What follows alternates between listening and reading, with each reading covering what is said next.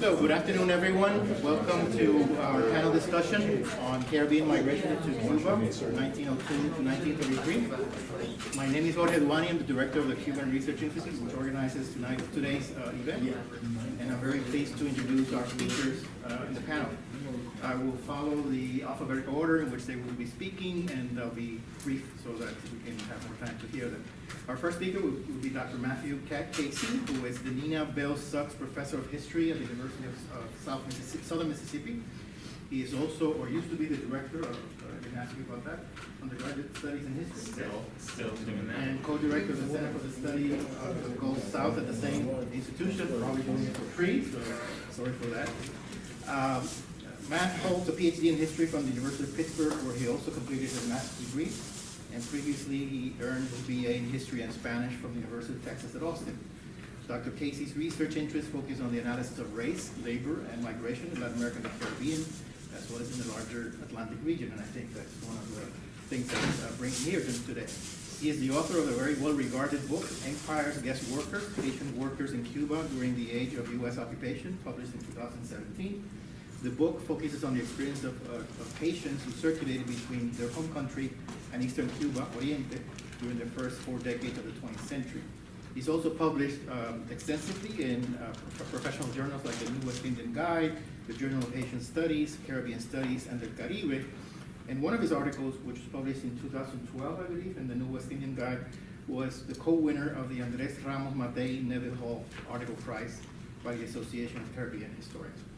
Second speaker will be Jorge Giovannetti, who is a professor of sociology at the University of Puerto Rico, Rio Piedras, where he's also affiliated with the UPR's Institute of Caribbean Studies, and I think you still are the book review editor? No. Good for you. In any case, he was the book review editor for Caribbean Studies, which is one of the best known journals on the region. He formerly was an assistant dean for research and chair of the Department of Sociology and Anthropology at the University of Puerto Rico, Rio Piedras, where I also taught for many years. He earned his PhD in history at the University of North London and holds an MA and a BA, if I'm not mistaken, in sociology from the University of Puerto Rico, Rio Piedras. I also met him many years ago. Dr. Giovannetti's field of research is historical sociology of the Caribbean, focusing on questions of race, migration, ethnicity, identity, and nationalism. He is the author of Black British Migrants in Cuba, Race, Labor, and Empire in the 20th Century Caribbean, 1898 to 1948, just published recently. And let me plug in an announcement for tonight's presentation, which we're co-sponsoring at 6:30. There's a flyer out there at Books and Books in Coral Gables. This book is grounded in extensive and multiple sites of research and examines the different migration experiences of Jamaican, Leeward, and Windward Islanders, along with the transnational processes of labor recruitment and the local control of workers at the plantation. For today's event, now, we've asked them to focus on the Eastern Caribbean, but tonight we might talk about the Jamaican experience as well. Dr. Giovannetti is also the author of Sonidos de Condena, Sociabilidad, Historia y Política en la Música Reggae de Jamaica, published in 2001, based on his master's thesis in sociology. And I have to say, I only know one other person who has published her master's thesis, Lilian Guerra, and in both cases, I think the result is outstanding. His contributions have also appeared in several academic journals, the New West Indian Guide, Caribbean Studies, Cuban Studies, Latin American and Caribbean Ethnic Studies, and Small Acts, as well as several book chapters. Our final speaker is Dr. Andrea Queeley, who is an associate professor of anthropology at the Department of Global and Social Cultural Studies here at FIU, as well as the African Diaspora Studies program. She is also a faculty research affiliate of the Cuban Research Institute, and before coming to FIU, she was a postdoctoral fellow at the Stone Center for Latin American Studies at Tulane University. Dr. Queeley earned her PhD in sociocultural anthropology at the City University of New York, the graduate school, and also holds a BA in psychology and Afro-American studies from Brown University.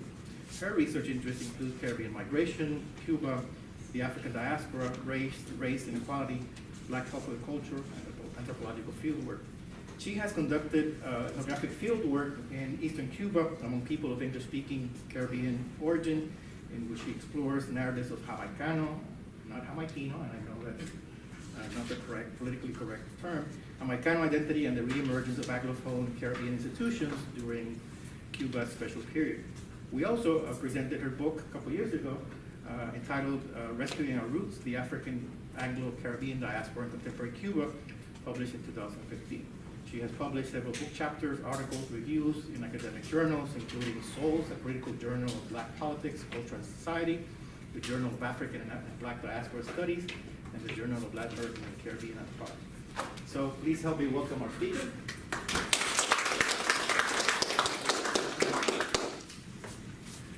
All right, thank you everybody for devoting your Friday lunch hour to this.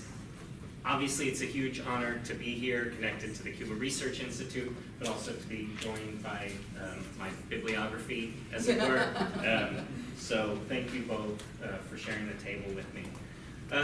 So essentially my book and my talk today is going to be about those first 3 decades of the 20th century, when somewhere along the lines of 200,000 Haitians migrated seasonally and permanently to eastern Cuba. So to the extent that we have straightforward numbers, this is probably somewhere between 4 and 6% of Haiti's overall population, which helps explain why this migratory movement from Haiti to Cuba looms so large in the consciousness and the debates of early independence Cuba. And so what I want to do is just take a little bit of time, which might be review for people well familiar with Cuban history, both to set up my research, but I think in a way that will also be beneficial to understanding the other talks, and just point out that in newly independent Cuba, almost everything was up for debate and seemed up for grabs before the US intervened in 1898, right? So people are having debates about what's going to happen to all of the former plantation lands owned by Spanish planters, what's going to happen in the eastern regions and those frontier spaces that have not yet been turned to commercial agriculture. What will be the new basis of the economy? Is it going to remain sugar as it had been in the 19th century? And probably most importantly and most heavily debated is, what will race and citizenship look like in this new republic, right? So slavery in Cuba had only been abolished in 1886. And on paper, Black Cubans enjoyed the same rights as everyone else. But in practice, as so many scholars have shown, racial inequalities both lingered and continually were re-perpetuated, and citizenship rights were limited as Black citizens were kind of kept out of patronage networks in the major political parties. So as the story goes, when the US intervened militarily in 1898, they ensured that some of these debates were going to be settled pretty early, right? So US capital investments, reciprocity treaties, and tariff policies ensured that Cuba's economic future would be in sugar, and that it was going to be a US-dominated version of a sugar industry, which included shifting the center of the industry from the western portion of the island to the east. The Platt Amendment, which was added to the Cuban Constitution, ensured also that the US government would play a heavy role in Cuba's both foreign policy and domestic politics, right? Because the Platt Amendment allowed the US government to intervene in Cuban affairs anytime democracy was threatened, it put a certain specific stamp on Cuban electoral politics, so that losing sides of an election knew that they could foment a revolt or start some kind of rebellion to maybe bring in US troops.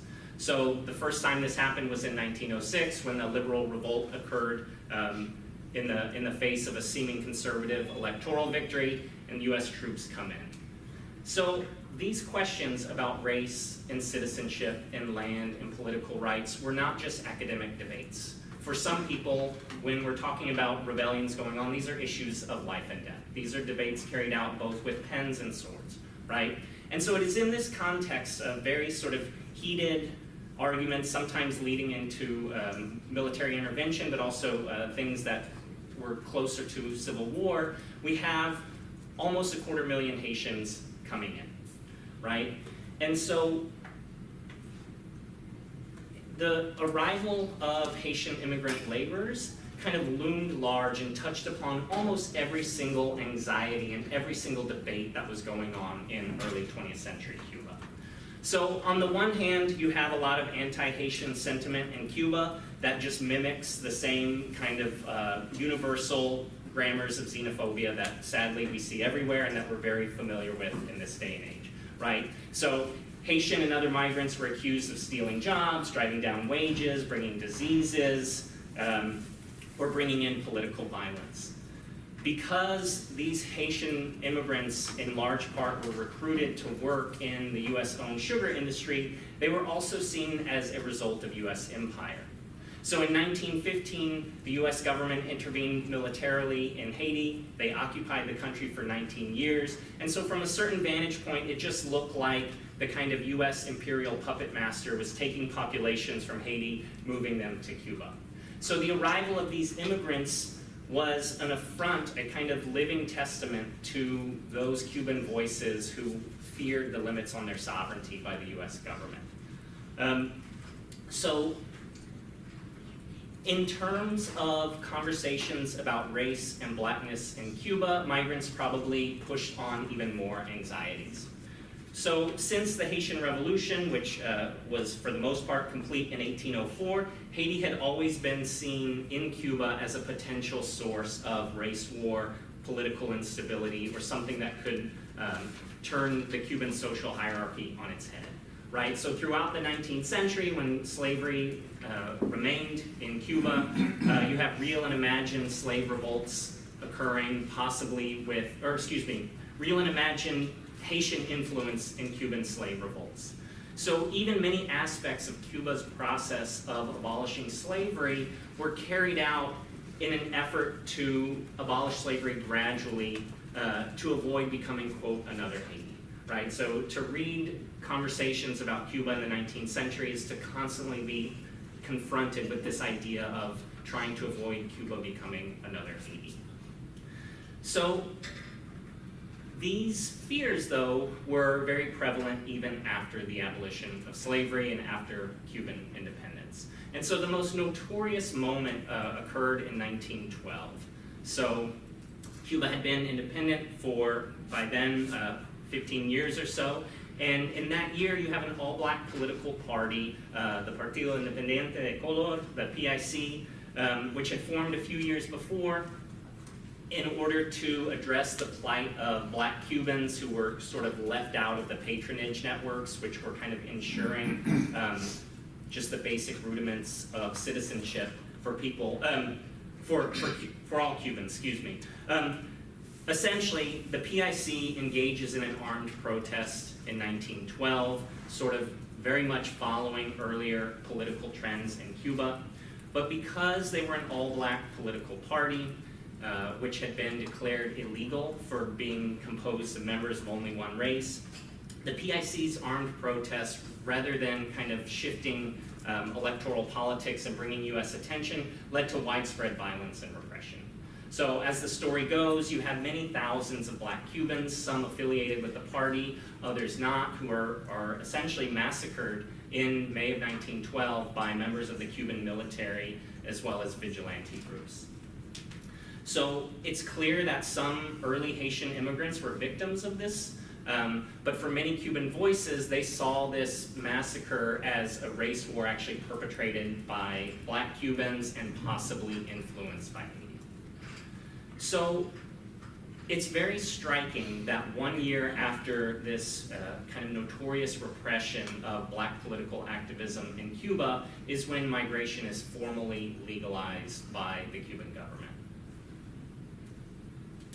And so even those voices who were less alarmist, even those voices who sort of were not looking at Haitians and Haiti as a source of kind of race war or political instability, still saw them as perhaps bringing in primitive cultural habits or somehow upsetting either electoral balances, and that these immigrants were seen as, in the short and long term, upsetting the kind of cultural and political status quo on the island. So this is all to say that at very formative moments in Cuban history, the migration of Haitians loomed very large. And the problem confronting my research is that these Haitian migrants became punchlines and not people, right? If everybody's writing about them, there's plenty of sources and there's a lot of different ways to explore ideas of race in Cuba. Haitians always became the logical conclusion. Well, what if this? What if this? What if this? The problem is that many of these people writing were nowhere near Haitians themselves. And because the migrants were mostly illiterate, something along the lines of 95% were illiterate, we don't have very many sources in migrants' voices themselves, right? And so if you were to read Cuban newspapers and even some plantation management texts, you'll get this image of Haitians as simultaneously violent and helpless. The idea, again, to read this kind of print culture coming out of Cuba was that Haitians were segregated in their social relationships from Cuba and other immigrants. This is the early 20th century where the logic of nationalism was the Haitians do this, right? They were always kind of described as this collectivity. There was a belief that they were and also should be stuck at the bottom of labor hierarchies so that they would only cut sugarcane, and this plugged into ideas of race management where you wanted to sort of keep your workers divided according to their race, ethnicity, and nationality in order to prevent strikes and things like this.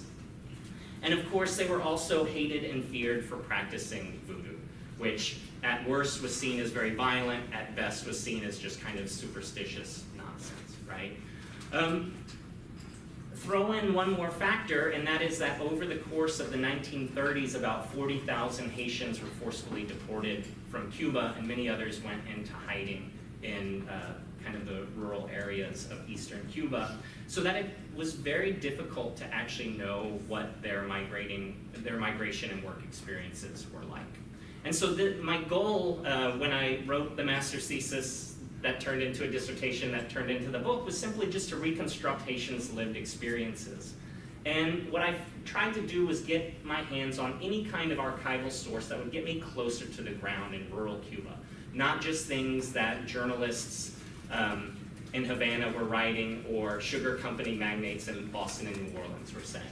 And so I used court records, sugar company accident reports, US military intelligence, and what I found was that some aspects of the story I just described were way worse than you could imagine, right? So tales of when the economy was poor, workers actually starving in the period when when the harvest was shortened, and of course, just massive acts of violence carried out to workers of all sorts. But I also found that the closer I got to the ground and the more I could get at workers' experiences, the more the image that Cuban newspapers portrayed about sort of segregated, separated groups broke down, right? And so probably one of the things I realized is that sugar company administrators, if they saw any group of black cane cutters, they would just refer to them as Haitians, right? And even when I went to Guantanamo, to a farm outside Guantanamo with friends, my friend's mom would say, hey Matt, why don't you go talk, that guy's probably a Haitian right there, right? And so there are specific moments where an administrator will say, then the Haitians came over there, and then the police go and interview the supposed Haitians, and it turns out some of them are Cuban, some of them are Haitian, and some of them are from Martinique or elsewhere, right? So in some ways, there's kind of an overstatement of the homogeneity of the workforce itself. Work accident reports showed that Haitians were actually in skilled parts of the mill. When it became law that if somebody got hurt, you had to file a report, then we actually have really good records that give us little snapshots of what was happening in sugar mills and sugar fields. And what I found is that although Haitians did dominate cane cutting, they were predominantly there, they're also in numerous skilled areas of the mill, and almost always they're working alongside individuals of other nationalities. The witnesses usually talked about interacting with their coworker. When it comes to things that happened outside of the work hours and the workday, there was even more interaction. So police would get called if there was a fight or a fire or a theft or a murder, and every time they would do that, they would interview the people around, and this is one way that I obviously didn't invent this, that social historians get the sort of voices of otherwise illiterate individuals into the historical record. And it shows that Haitians, people from China, different parts of the Caribbean, and Cubans did sometimes collaborate and work together in order to just sort of live and do all those things that you do when you're not working, right? So whether it was fighting, gambling, buying and selling sex, or even just sort of cooperating, who's going to do the laundry, who's going to do the dinner, it's a lot more diverse, and it sort of defies the kind of racial characterizations of Cuban newspapers, right? And so this is not to deny the existence of sort of prejudice and tensions among communities in Cuba, but it is to say that there is a very unique, specific early 20th century way that writers around the world talked about race and nation, and it clearly was not that hegemonic in the Cuban countryside, right? That the lines blurred much more than a lot of Cuban print culture would suggest.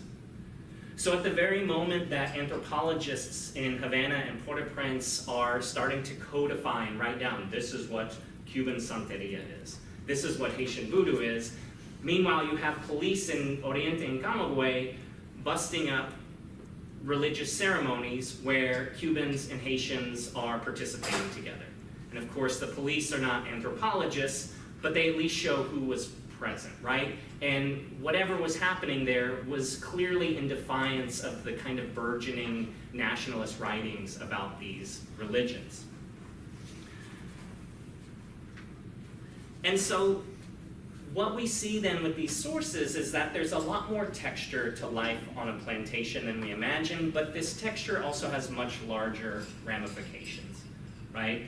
So one of the big ones, of course, has to do with race, but also as I followed Haitian migrants as best I could through the archives, I found out that they were also engaging in coffee production, right? Which is something that was very important for specific local communities in eastern Cuba, but it generated a very minor paper trail in nationalist circles or by the state just because the Cuban crop never made or broke the national budget, right? And so there's just these entire areas of rural behavior that became available to me as I looked in judicial sources and military intelligence. And those areas of rural behavior were very much in defiance of kind of the standard journalistic approaches.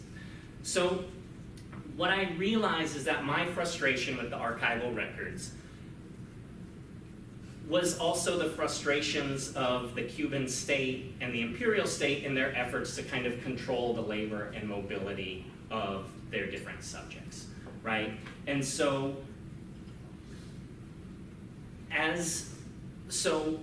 essentially following Haitians around and locating their sort of pockets of autonomy or kind of transracial interactions kind of allowed me to recognize that some of the really strong forces in the modern Caribbean, ideas of race, nationalism, both national states and imperial power, not to mention plantations, were never quite as powerful as they claimed, right? So my goal was to write a book about Haitian individual lives and experiences on the ground, but in the process, I do what I like to say is kind of tracing the inner workings and outer edges of Cuban ideas of race and nationalism, the way sugar plantations function, not to mention the kind of deployment and weaknesses of state power. So I look forward to your questions. I'm happy to build on any of this, and again, I really appreciate everybody's presence here. Thank you.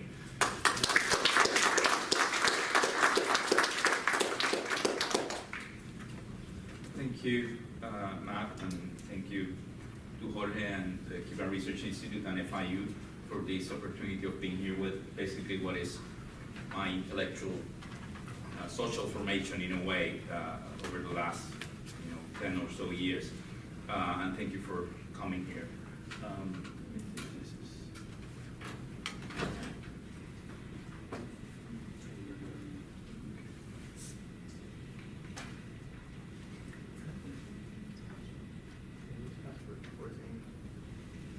Okay, I think I can.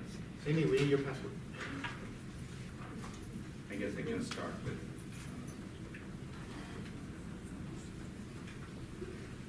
So basically the title of my presentation today is Small Islands and Great Power, Leeward and Windward Islanders in Cuba.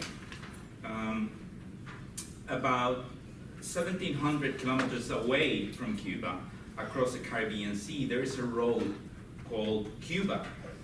Located in Dominica's parish of San Joseph, Cuba Road leads to the highlands once inhabited by Dominican returnees from the early 20th century migrations to Cuba who established their gardens. I learned this story during a trip to Dominica in the summer of 2003 when my colleague Linux Honeychurch drove me uphill Dominica's Cuba territory. That June, while working in the Dominican archives, I also met Nini La Cubana, as she was known. An Afro-Cuban woman born in the town of Chaparra in northeastern Cuba, Nini married Joseph, a Dominican man who may or may not have been on board of the schooner La Nueva Altagracia. This is one of the vessels that traveled from Cuba to the Leeward and Windward Islands recruiting workers for the Chaparra Sugar Company and returning them after the Zafra. For what we know, one Nueva Altagracia trip in September 1924 returned with many Josephs. Joseph Wade, Joseph Foster, Joseph Clark, and two Joseph Samuels, not to mention McFool Joseph and Milton Joseph. But Nini's partner, according to her recollection, returned at a different time with less circular mobility than in the 1920s. They returned together in the 1940s when sugar was not that much of a king and Fulgencio Batista ruled the island. In our first conversation, Nini told me that her husband was más cubano que yo. Interestingly, I could register an inverted situation with Nini since her demeanor was more that of a West Indian woman rather than a Cubana. After all, she had lived in Dominica for more than 40 years. That was until an unexpected cat jumped and ran near us, scaring Nini and prompting her Spanish reaction, gato cabrón. So I will begin with Nini's story to highlight three things. First, the often forgotten connections between Cuba and other English-speaking Caribbean territories besides Jamaica. Second, the more specific connections between Dominica and the Chaparra Plantation or the Cuban American Sugar Company. And third, the lasting history of the British Caribbean connections with Cuba after the 1930s and the resulting identity dilemmas around Cuban identity, British Antilleans, island identities, and also Britishness. Finally, while Haitian and Jamaican migration to the early 20th century Cuba far surpassed that of other Caribbean territories, I want to emphasize the importance of the migration trend that took place between the Eastern Caribbean and Cuba during the same period. This importance is twofold, I think. First, its examination opens a window into the power of sugar corporations in Cuba, such as the Cuban American Sugar Company. Second, focusing on the experience of Eastern Caribbean islanders in the Chaparra and Delicia plantations allows for a different and longer historical timeline of this migratory experience. The 1920s represent an important moment to differentiate the trends in Caribbean migration to Cuba.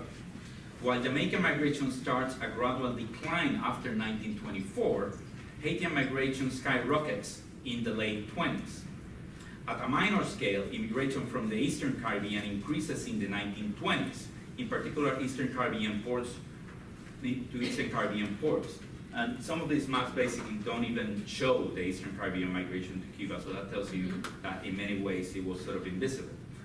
So relying on a combination of sources, including the census, but most importantly, the registers of immigration and movement of passengers, one can identify an important trend. And I'm not gonna go over some of the numbers, but basically during the 1920s, you see all these trends from different islands, Dominica, Grenada, St. Vincent, St. Lucia, traveling, but specifically to the plantations of the Cuban American Sugar Company. For instance, by 1926, there were at least 15,000 Leeward and Windward Islanders in Cuba. And then, at the time that Jamaican migration sort of starts to go down and Haitian migration starts to go up, then comes the 1930s with the deportations that Matt mentioned. But by 1946, there were a total of 19,530 non-Jamaican British Caribbean migrants in Cuba. So in that sense, the experience of British Caribbean migrants was not exclusively a Jamaican one. So by the 1940s, the presence of Eastern Caribbean migrants was so evident that the distinction started to be made between Jamaicans on the one hand and small islanders on the others, as that they were referred to. Many of these small islanders were specifically recruited by the Cuban American Sugar Company and brought directly to the Chaparra and Delicia sugar mills, one of the most powerful sugar plantation complexes in the island. It is out of this connection that small islanders both endured and confronted the great power of U.S. agro-industrial complex and its Cuban allies. The Chaparra and Delicia sugar mills were among the most productive centrales in early 20th century Cuba, but they were also model company towns in the sense that they were designed to attract and control labor. They had their own port of entry for the migrants to come directly and go straight to the plantations, and in a sense sort of evading security protocols. And also they had their own security guards in the sugar mills. Those are some images from the magazine Agricultura and Zootecnia. Company towns, those became mini-states within the Cuban state, exercising their spatial power without much Cuban intervention and much complicity, something that did not benefit migrant workers. Yet, two Dominican islanders illustrate how small islanders dealt with the situation, strongly denouncing the abuses of the Cuban American Sugar Company. These two individuals were Melvin Jacobs and Musgrave Edwards. Jacobs, for example, wrote on behalf of British, and this is sort of the label he used, British Leeward and Windward West Indian subjects, sort of singularizing the fact that they were from the Eastern Caribbean, singularizing their experience. In what he identified as his struggles, Jacobs wrote to every bureaucratic corner of the British Empire, challenging the authority of the company town by forcing its manager to give explanations as to the treatment of workers. So he would write to the consuls, and then the consuls to the foreign office, and then they would write to the Cuban government, who would write to the company towns, and therefore the company town managers had to give explanations as to the treatment of workers. So in a sense, the letters had a powerful effect against the company. He, of course, suffered the consequences of his actions and experienced repression by the company, with the security forces of Chaparra moving him out of the territory and threatening him by death. Musgrave Edwards was another activist critical of the Cuban American Sugar Company, but through the pages of the Dominica Guardian, a colored newspaper in the island of Dominica. Edwards, who was linked to the Universal Negro Improvement Association, described himself as, quote, one of those who easily swallowed the Chaparra bait, unquote, and went there to work in his experience, the Chaparra plantation was, quote, slavery compared with what laborers in the different islands are used to in these parts, unquote. His denunciations in the press single out abuses against Eastern Caribbean islanders from Grenada, Dominica, and St. Vincent. He also emphasized the racial regime in the Chaparra, where, quote, the color line is strictly drawn, with Cubans counting themselves as whites and Negroes as slaves, unquote. Both Jacobs and Edwards were also critical of the British consuls and the lack of representation that they were experiencing when facing abuses in Cuba. British consuls were rarely proactive in their support of British Antilleans in Cuba, and their support, when it took place, was tainted by racist disregard and discrimination. Thus, by criticizing imperial representatives, these brave small islanders were not only going against the great power of sugar entrepreneurs, but also against the British imperial power structure, the consuls, the foreign office, and the colonial office. And I'm going to speak more about this probably tonight, so if you want to join us, that would be nice. It is in this relationship between the British Antillean migrants and the representatives of the empire that I want to focus now. For 3 decades, from 1900 to 1930, British Antilleans and British consuls were at odds with each other, with the British consuls ignoring the migrants and the migrants protesting the imperial disregard. But what happened after the 1930s? The economic depression and the 1933 nationalization of labor law affected migration currents. In fact, the early 1930s is the usual historical closure for the history of Caribbean migration. But as I mentioned before, British official figures indicate that by the 1940s, there were thousands of Leeward and Windward Islanders in Cuba. This relatively large presence was in contrast with that of Jamaicans whose migration had declined in the mid-20s, while also being assisted during the repatriations in the early 1930s with a Jamaican Secretary of Immigration, which the Leeward and Windward Islanders didn't have. As a result, and with the limited consular representation, another thing that happened was that during the 1930s, the consular establishment were restructured and they had less access to this, the consular establishments. The migrants from the smaller islands remained in Cuba during the 1940s. Here, paradoxically, the structural power of the company town allowed some of them to remain somehow protected from the indiscriminate deportations performed by the Cuban rural guards and military officials. So in a paradoxical way, what was a repressive structure also served to protect them from whatever dangers they might face when they were out looking for jobs in the rural Cuba. So this wandering and these dilemmas that they faced during the 1940s did not preclude the activism of the migrants, although in this case not necessarily as in the way of letter writings or struggles, as Jacobs put it. When Cuba received, for instance, the official visit of Sir Frank Stockdale in 1943, British Antillians in Chaparra and Delicias used the opportunity to organize around their British allegiance. It is not a coincidence that in that same year, the Leeward and Windward Islanders in the Cuban American Sugar Company territory founded two organizations. One was the British West Indian Progressive Association of Central Chaparra in Pueblo Viejo, and the other was the British West Indian Progressive Association of Central Delicias in Puerto Padre. Despite this initiative, and the migrants' desire to be repatriated to their islands of origin, after the labor riots of 1938 in the British Caribbean, the British government was reluctant to engage in any scheme that would take thousands of workers to the colonies that were basically in crisis. So after Stockdale's report, the option to receive some welfare assistance to stay in Cuba. So that was one option that they did for a while, but that was a sport that gradually declined. So in other words, British Antillians were being pushed to an assimilation policy, and that was the way British officials referred to it. And the allegiance to the British Empire that was embodied in their organizational efforts, that is, organizing these British associations, was seen as something mainly sentimental, and I'm quoting from the reports. One British official argued that their British allegiance, was even offensive. So in light of this treatment during the 1940s, and now coming full circle, the story of Nini and Joseph is perhaps not that strange. After all, left to their own resources, British Antillians could only rely on themselves and the allegiances and intimacies they could establish with their Cuban counterparts.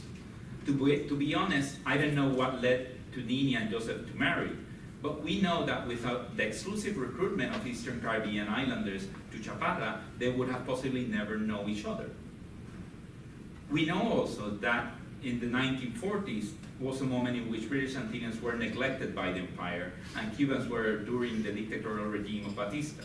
It was possibly such an inhospitable social environment that prompted their decision to move to Dominica in the 1940s, with Joseph being a Cubano and Nini ready to become more West Indian. One final word is important here. The proactive decision by British Antillians in the 1940s of organizing two associations to face the visit of Stockdale and their situation in Chaparra and Delicias was not new. By that time, British Antillians had a long history of organizational activism for various reasons and different goals, from joining the Universal Negro Improvement Association. This is some example of how they were the company town control, so that I spoke earlier, where the Cuban peasants are basically saying that they're stepping on foreign land when they're in the company town. That's Marcus Garvey, the Universal Negro Improvement Association. That's Baragua, one of the sugar mills. They developed some associations that I'm going to mention, like the town is divided between Jamaican town and Bajan town. They had a Grenadian club, a Unity club, So their organizational practices were more than what happened in the Chaparral and Delicias case. So those organizational efforts and the cross-cultural and cross-national alliances with Cuba will not remain in the past. This has been clearly illustrated in the ethnographic work of Andrea Queeley with the British West Indian Welfare Center in Guantanamo for her book, Rescuing Our Roots. The British West India Welfare Center was also founded in the 1940s and remain active to this day, isn't it? So earlier this week, Prince Charles visited Cuba in what I understand was the first royal visit since Edward VIII went to the island in the 1940s. I don't know yet what the reaction or opinions of the descendants of British subjects in today's Cuba was to this visit, other than they didn't eat Cuban food. But perhaps to follow the argument of Bob Whitney and Graciela Chaliux, whatever reaction they may have in the next coming days opens a window to know whether the African Anglo-Caribbean today have become Cuban, as they argue, or if they follow the transnational Caribbean links that have characterized their actions during the special period, or both. Thank you.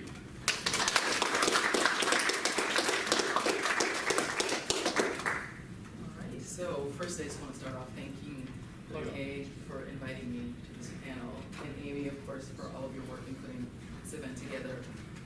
And I was so excited to be invited to this because, of course, Jorge Giovannetti, his dissertation when I was in graduate school, I remember finding it, and it was like, and I still have it. It was like oro, So it was so encouraging to have that as a guide, So it's really wonderful for me to actually be. I don't think we've ever been on a panel together. Yeah. So this is first, and then we have Matthew. I just wrote a review of his book last summer. Yeah. Which I think was fantastic, the book, not the review necessarily. No, that was it. That was you, okay. I didn't even know That was a plug to your book. All right, thanks. So as Jorge said, I'm an anthropologist, so my presentation is going to be a bit of a departure from our historians, colleagues. And it's about this project that I'm working on now, essentially that looks at Gloria Rolando's work, who's a Afro-Cuban filmmaker, and with a focus on her works. This is a little bit. Let me see. Okay. Okay. And so I have videos on her that I'm going to be showing, so I can just to capture it. Yeah, but they're not embedded into the PowerPoint presentation. So I'm sorry. Hold on just a second.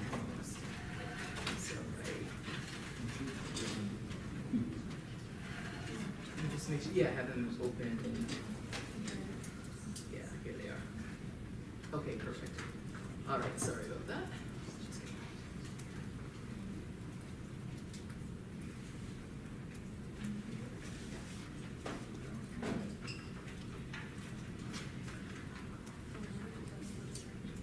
You're gonna stay here with me? Okay, thanks.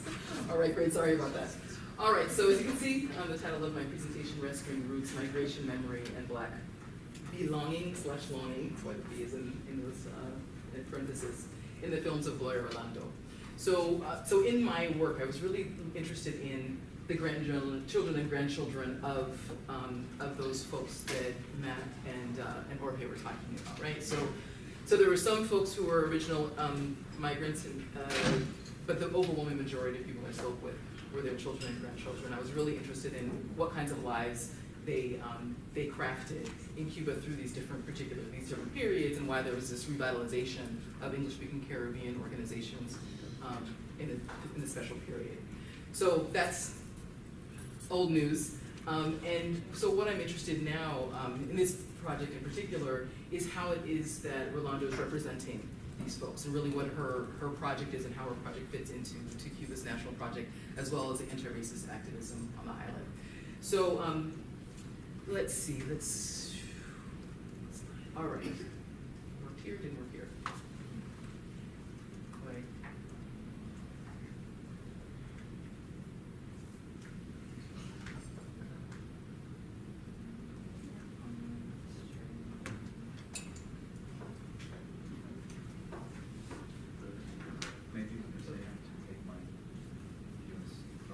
My USB, sort of take my That shouldn't. Oh, there it is. You just.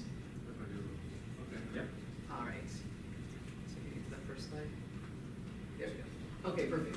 So, visionary Afro-Cuban filmmaker Gloria Rolando Casamayor has broken many silences through her work, which, in centering the experiences and interconnectedness of African-descended people, intervenes upon the racist representations of Black people that circulate in Cuban popular culture, as well as the single story of the African as ingredient in the Cuban ayaco.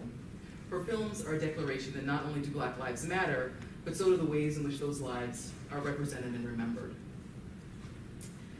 So, exploring themes of migration, memory, and Black belonging, I draw from these three of Gloria Rolando's films that chronicle inter-Caribbean migration: Los Hijos de Barawa, My Footsteps in Barawa, Pasajes del Corazón y la Memoria, Cherished Island Memories, and then Embarque Reshipment. So I situate Rolando's films within the context of Cuba's fraught and frustrated national anti-racist project, considering the ways in which her work responds to, pushes forward, and reimagines that project beyond national boundaries, through its calling upon and creation of diasporic space. Here, I'm not juxtaposing the national and the diasporic as mutually exclusive trajectories of belonging. Rather, I'm interested in their interdependence and simultaneity. So, as I said, Gloria Rolando is the second, actually I didn't say this, she's the second Cuban of African descent, Nicaic filmmaker in Cuba since the triumph of the revolution. And she's kind of a matriarch, right, within the community. And she's really kind of situated, as I have here, situated within the kind of Black and mestizo artist, intellectual community, right? And then also, as a Black Cuban woman, right, she's a cultural worker and also situated within African diasporic communities, right? And so I'll talk a little bit about that specifically in relationship to her work on inter-Caribbean migration, but this is kind of her larger project and her larger intervention, right? So it's not just with the Caribbean populations. So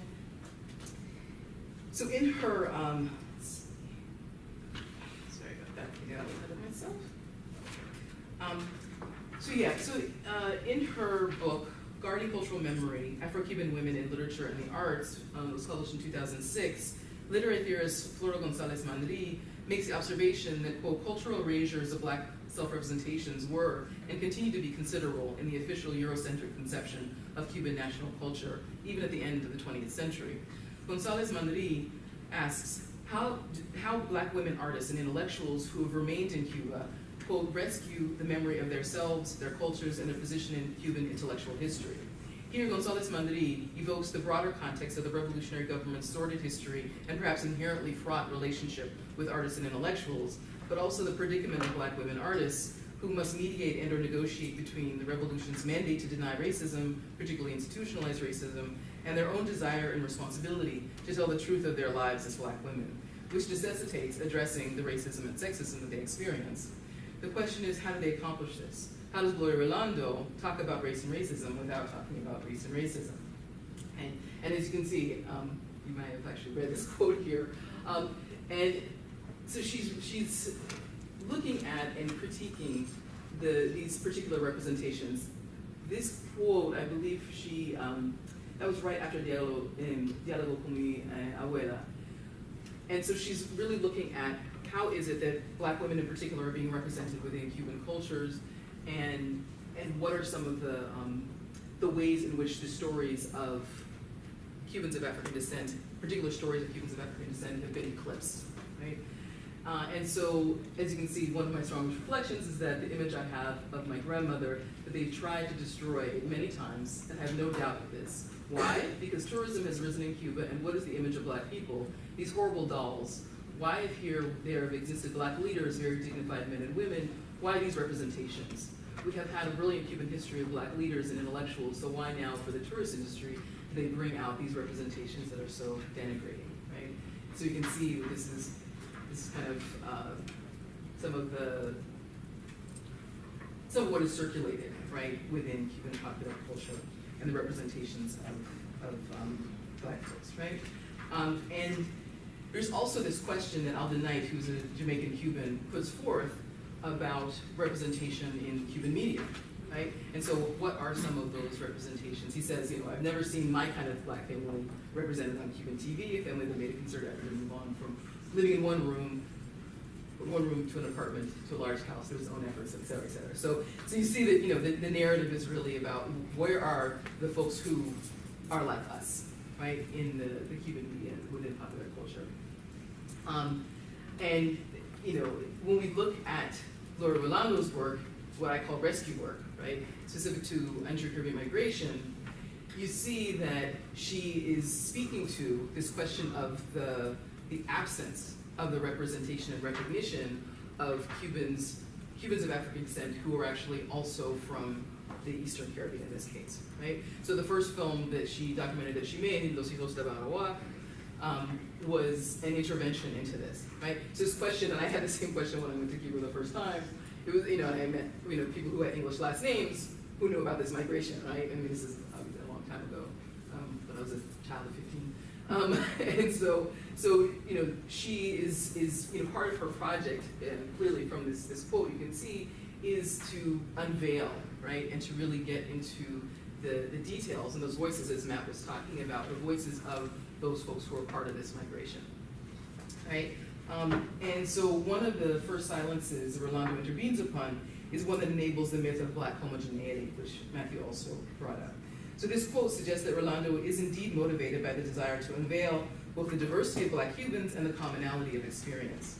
I read her films on Caribbean migration to Cuba as an intervention into the erasure, marginalization, and distortions of black Cuban histories as a means by which to raise questions about the present, just that breaking silences of the past might be a vehicle for breaking silence of the present. What I'm exploring in this presentation is how this quote-unquote rescue work that centers diaspora and self-consciously affirms blackness, often through the aesthetic of black dignity, is an implicit indictment of both the contemporary realities of anti-blackness and the denial of such realities that lay at the very foundation of the nation. Indeed, as González Mandri contends, forgetting is a national project. All right, so here we have, this is from Hijos de Ottawa, right? So their images, and I talk about this in a bit, about her methodology, right? And what kind of visual, how she uses the visual to communicate diversity, black humanity, etc. Right? And to as they say here, kind of evoke Caribbean diaspora. So a lot of her work, she's telling these, they're telling these stories, or these testimonials are telling these stories, and also this kind of aesthetic of black dignity. So you have picture after photograph after photograph after photograph of these very oftentimes elegantly dressed, dignified black people, in contrast to, again, some of the images that are circulating within popular culture. And so I want to actually switch to the video now. So I want you all to just see this first little clip of Hijos de Ottawa, which is the YouTube clip. Is the YouTube clip, which is, yeah.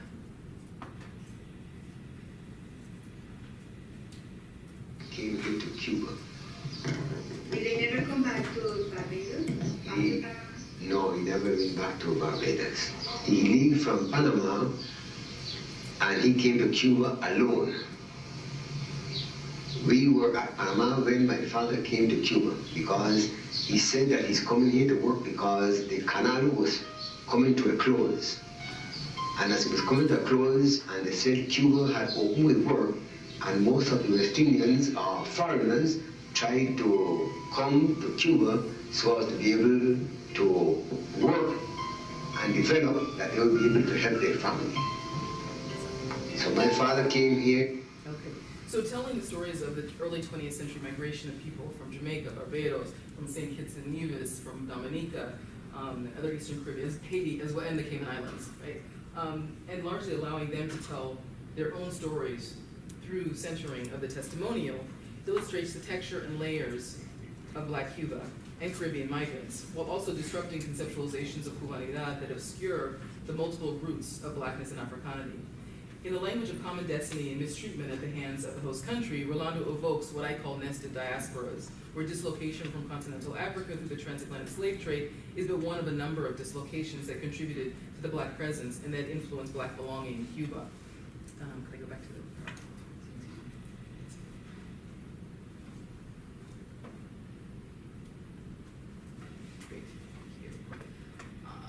So,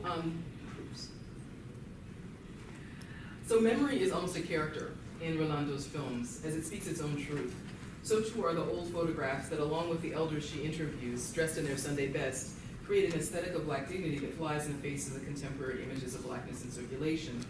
Through close-ups, shots of the faces of those people being interviewed, and using the camera to slowly study those who appear in archival photographs, Rolando is inviting, perhaps imploring the viewer to acknowledge Black humanity.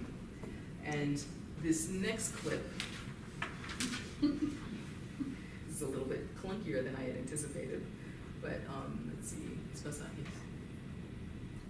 yes, that's, yeah. So. Estar en Cuba, ya sé. All right.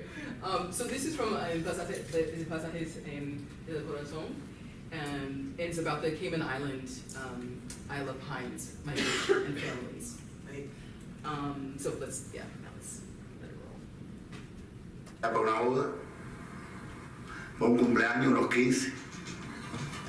Lo único que nos falta, ahora vamos a ir pronto a la boda del hijo de uno de sus hijos, que se iba a casar, ¿no? Ya lo único que a nosotros nos falta por ir a Cuba es el pretexto para un divorcio. Si alguien se divorcia, nosotros también. Si hay que llorar, pues lloramos junto con ellos, ¿no? Pero por ir a Cuba nosotros buscamos cualquier pretexto.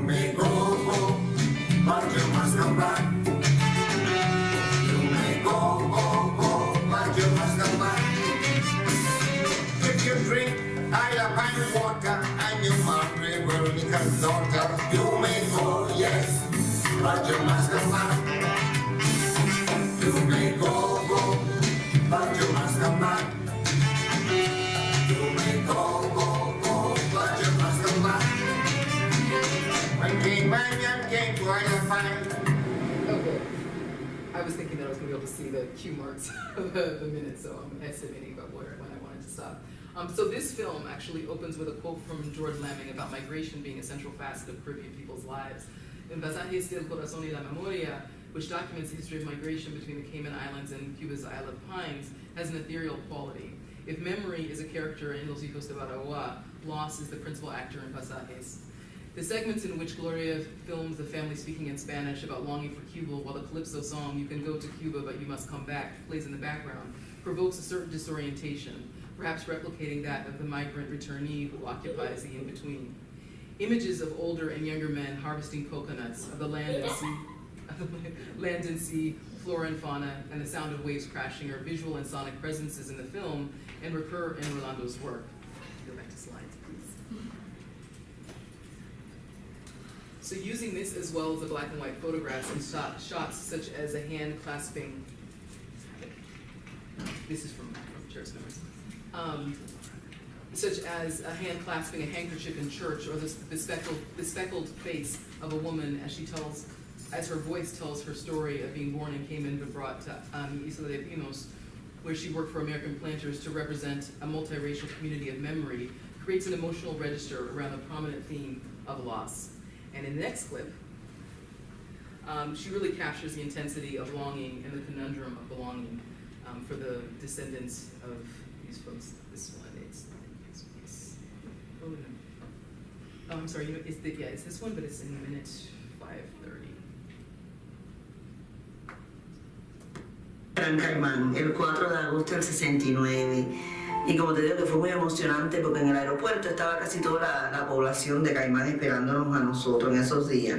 Que el señor Cowboy aquí te puede decir que es verdad. Y entonces, como te digo, y nosotros muy emocionados porque conocimos a primas aquí, primas hermanas que nunca habíamos conocido antes. Y mi abuela que regresó con nosotros por parte de padre, que ella estaba muy contenta porque ella regresó a su patria, ¿no?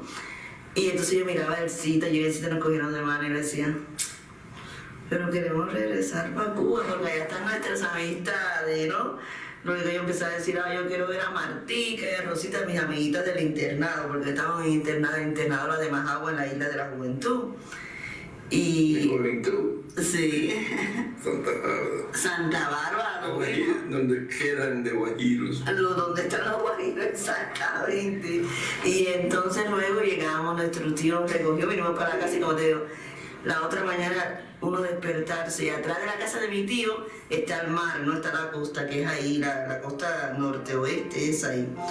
Y yo y el Cid nos parábamos atrás y mirábamos las olas y creíamos que al fin de las olas, porque eran niñas ambas, se veía un puntico allá en el horizonte y ella me decía, mira, eso allá es Cuba. Y entonces yo decía, ¿verdad? Y nosotros que no sabemos nadar, ¿cómo vamos a llegar de nuevo allá? Entonces nos emocionaba y todos los días era sentarse a escribir una carta a una diferente amiguita porque la nostalgia de verdad que... Tú sabes que era emocionante. Una cosa que tal vez hace 35, 36 años, no sé, que estamos aquí, pero... Quizás el dicho ese que dice que una vez cubana, siempre cubana, y luego...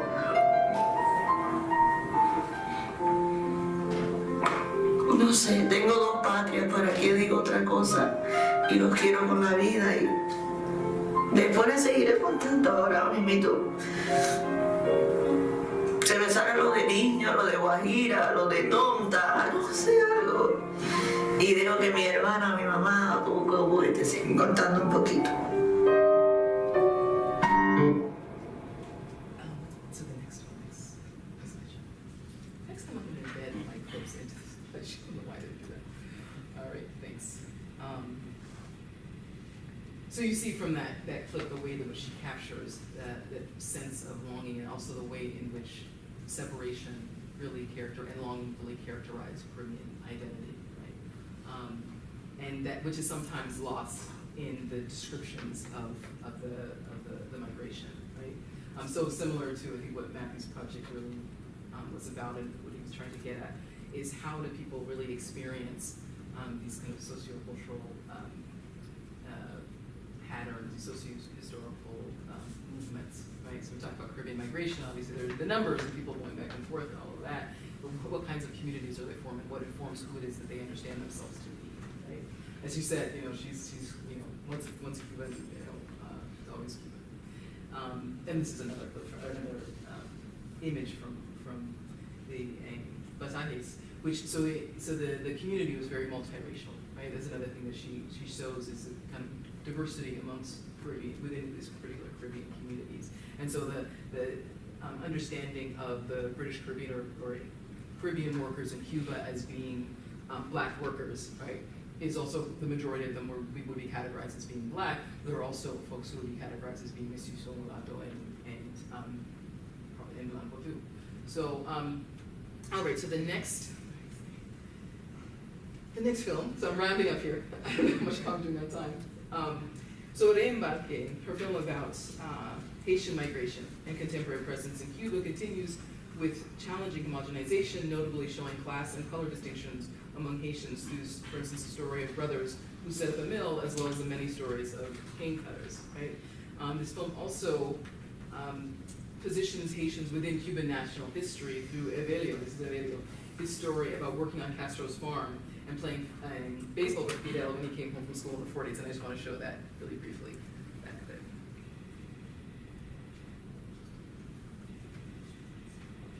There we go. Yes, so let's keep that there.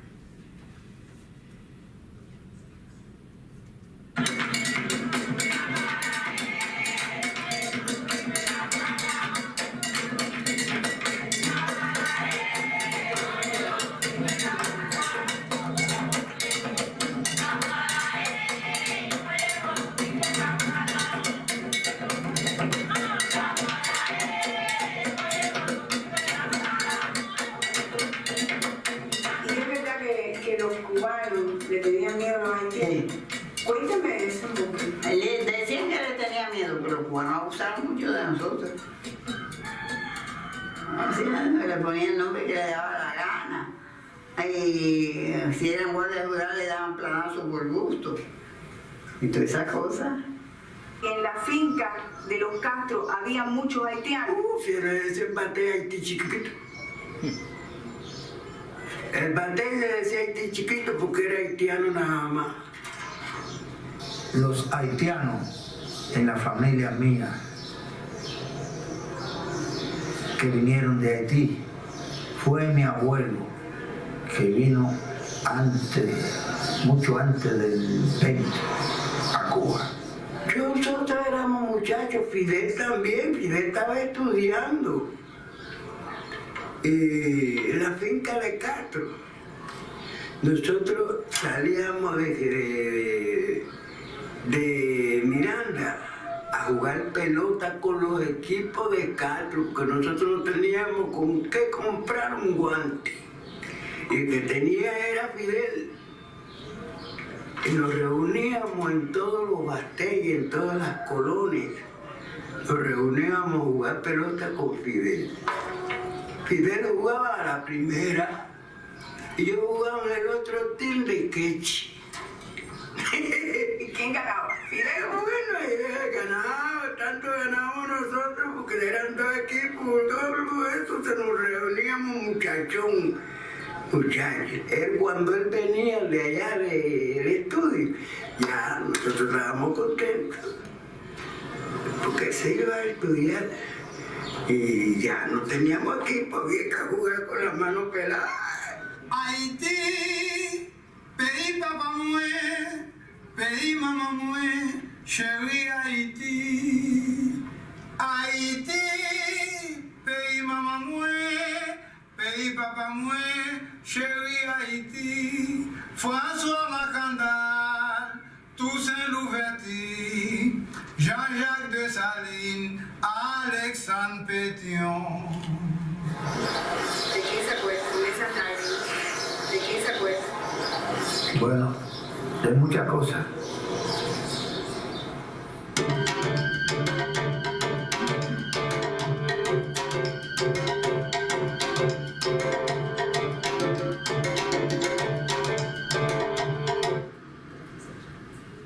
I noticed Matt just perked up right there. So, I'm finishing up what we're doing. Where's my last slide? So similar to pasajes, the embarque centers grief and loss, using close shots that settle on the faces of Haitian Cubans as waves of emotion pass, while they share not knowing if a sister and brother are still in Cuba, recount a baptism interrupted by deportation efforts, and being stripped from people and things familiar. Again, the strategy to communicate this is a strategy to communicate the subject's humanity. As Gloria stated when being interviewed about her documentary, Diálogos con mi abuela, all of the African faces of the African descendants are looking at the camera saying, we are here, we are present. This is something I use a lot in 1912, Voces para un Silencio. The face of Black people looking into the camera, defiant, present, looking, reclaiming their presence, their beauty, a kind of African beauty. This is so that when these denigrating representations appear, we can say, but this doesn't make sense. Here, Gloria is declaring that her work is a dialogue between past and present, a present in which Black bodies are misrecognized, distorted, and commodified for tourist consumption, along with the unprecedented Black access to mobility that the revolution afforded. There was also a presence in which the national ideology and dominant discourse of race negates lived realities, a present in which those living abroad are critical suppliers of the clothing, props, makeup, and hair products that allow her to create an Afrocentric aesthetic in her films. When forgetting is fundamental to the national project, it is the responsibility of artists, intellectuals, and cultural workers, such as Gloria, to present alternatives that involve remembrance and imagination, and are based upon incorporate and or invent alternative epistemologies. That's it, thank you.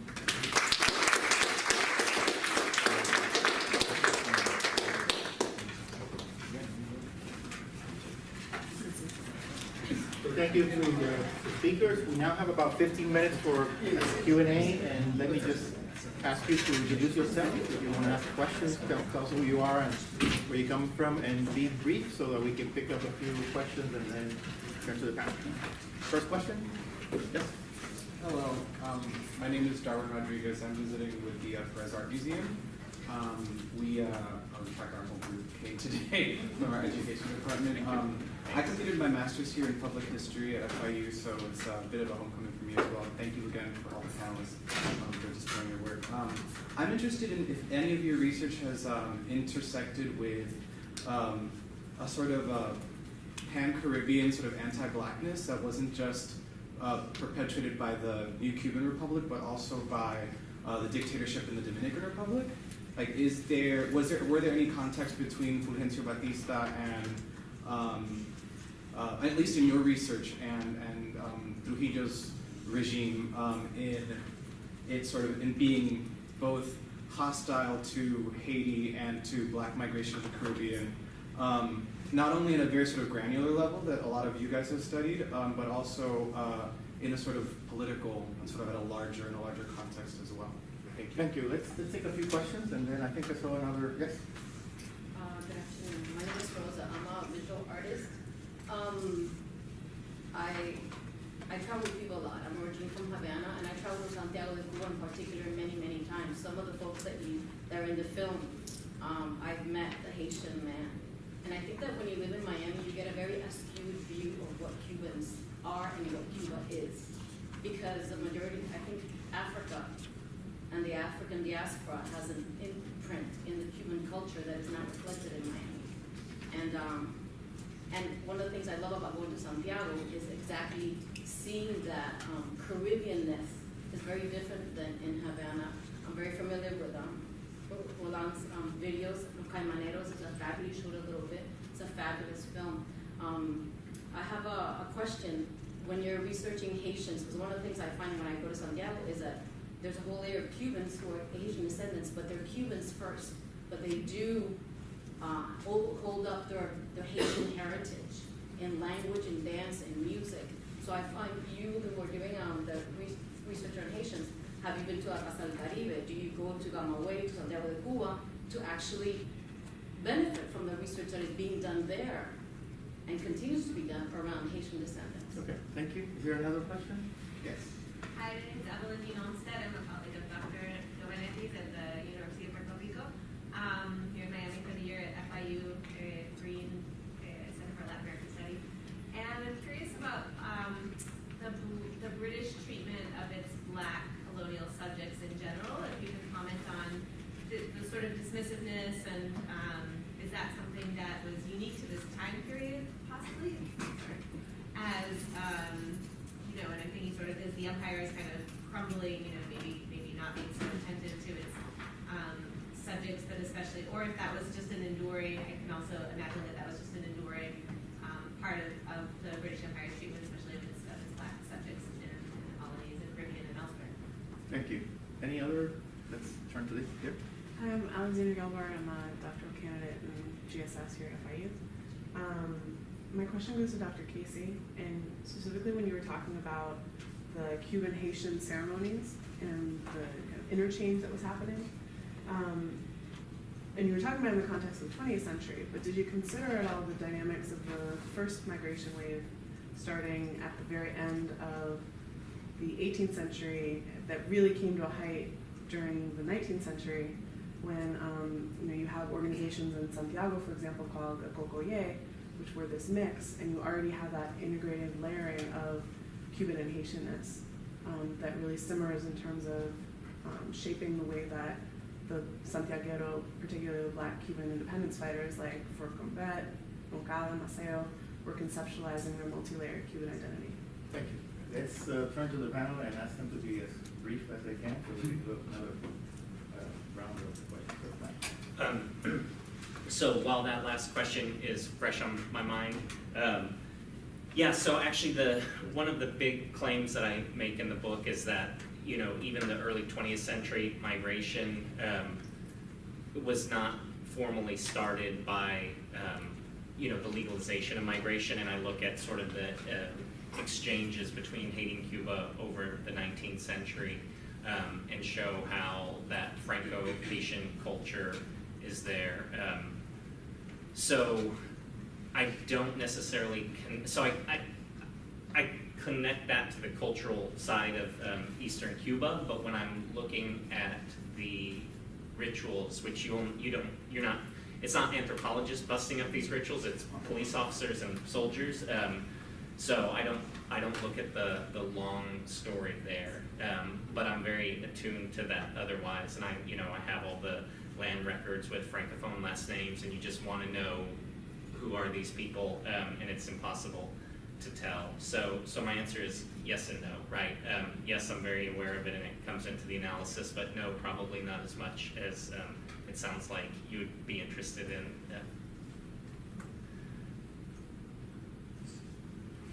Yes.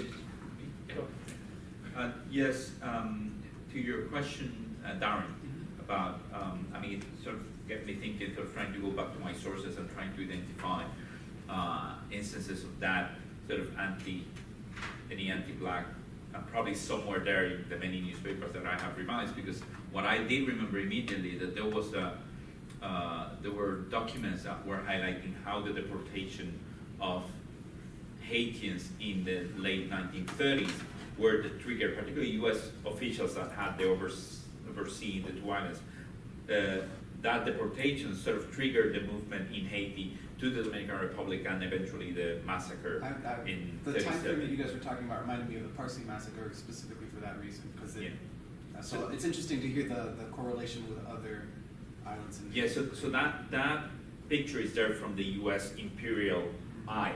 So I guess what I would have to revisit, or probably anyone here could revisit, is whether a newspaper like the Negro World by the Garvey movement, because they had branches in the Dominican Republic and in Cuba, whether there was some dialogue in that direction. So that's as much as I can say. And then in case of Evelyn's question regarding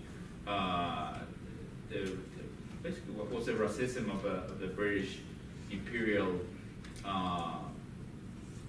representative against the migrants, is something that reproduces itself across historical time. So if I take, let's say, arbitrarily 3 periods, you have that immediate post-emancipation period in the Caribbean, the British Caribbean after 1838, where that division between black and white has to be clearly marked. Yet, in a paradoxical way, then a whole sort of throughout the late 19th century, a whole civilizational discourse get implemented by the British government in the colonies. So that the effect that has is by the time many of these migrants were in Hispanic Caribbean territories, whether that was Panama or Cuba, they are claiming to be British subjects. And what the effect that has in terms of race is that then the British representatives say, oh, so you're a British subject like me. So that forced the British imperial representatives to mark the West Indians as black British subjects or West Indian British subjects, but also in a twist of fate, as it were, it also makes them reveal their whiteness, because now they are forced to say also, well, to qualify who is white and who's a white British subject. So there's an interesting turn in that sense. But then again, and the third sort of stage of history is when the Windrush goes with Jamaican migrants to Britain. They face again the racism in the actual British land. So that sort of it reproduces itself across time in different ways. And so I'm going to actually jump on the question that was directed towards Matt. Yeah, and I'm sorry, Rose, I realized that I forgot to answer her. But I think this question of being Cubans first, right? I think all of our work probably does this to a certain extent, which is to really trouble that kind of, the idea of a stable Cubanness or, English-speaking Caribbeanness or Haitianness, right? That is actually contextual, that it really is shifts depending upon family, depending upon time period, and what does it mean to be Cuban first? And I mean that came out in the beginning of your vignette, right? So what makes somebody more Cuban than they are Dominican, right? At what point, and this is in my work as well, that looking at, why is it that folks asserted a particular West Indian identity, right, an English-speaking Caribbean identity during this special period, and that there was this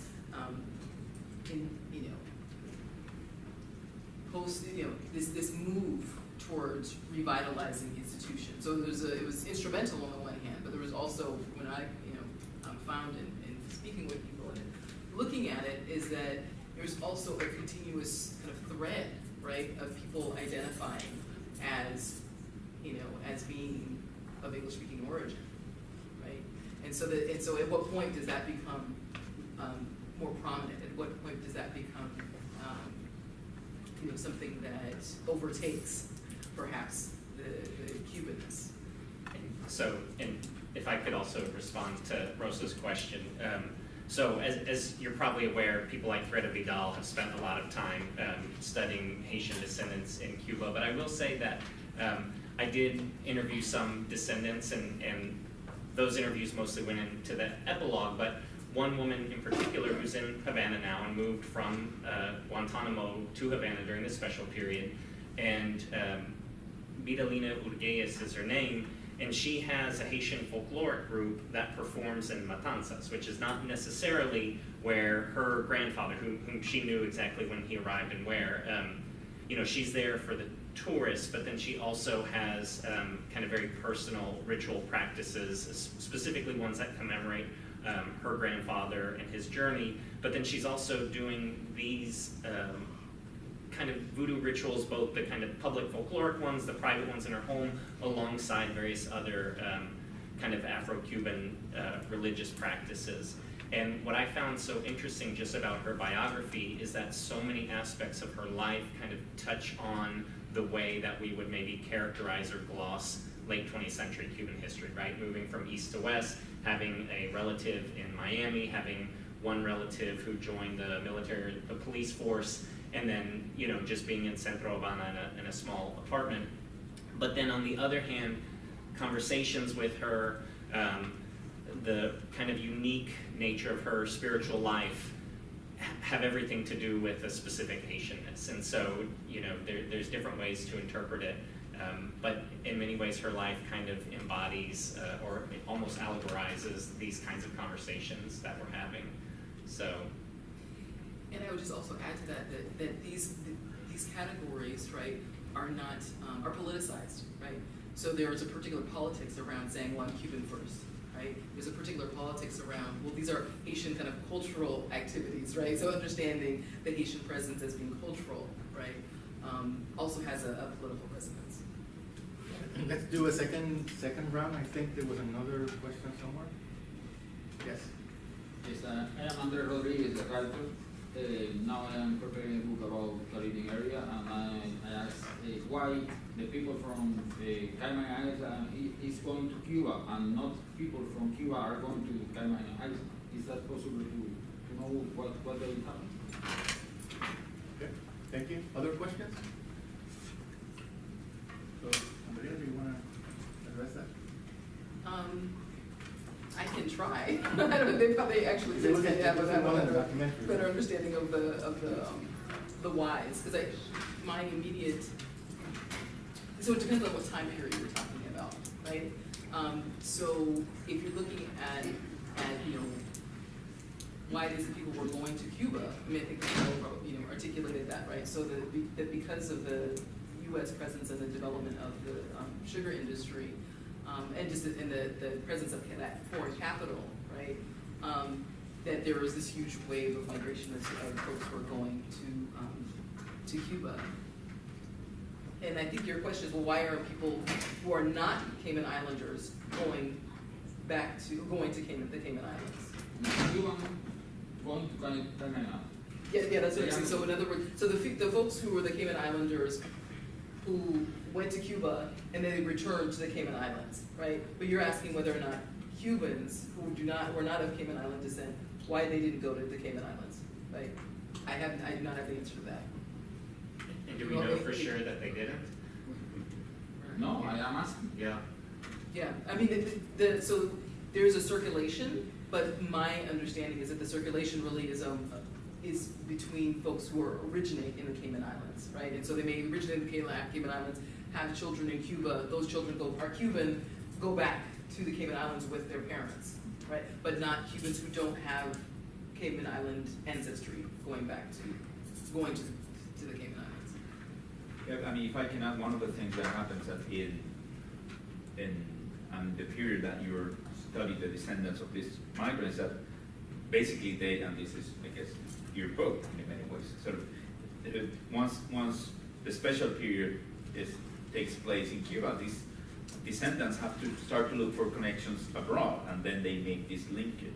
So for instance, one of the characters in Gloria Rolando's film after the film, and sort of the film, I mean, you made me think a lot about the film, sort of revisiting the film itself.